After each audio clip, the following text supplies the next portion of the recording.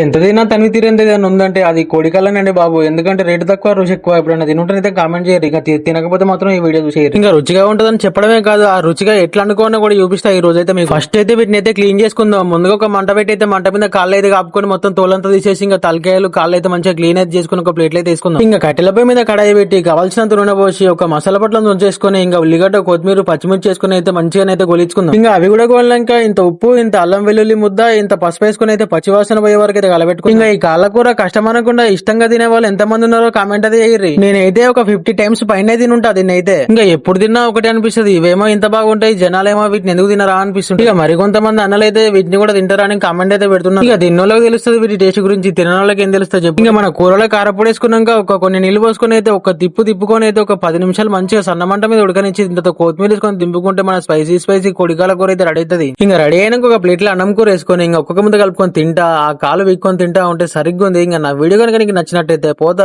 ఒక లైక్ ఒక సబ్స్క్రైబ్ వీలుంటే కామెంట్ పెట్టేసి అయితే పోండి.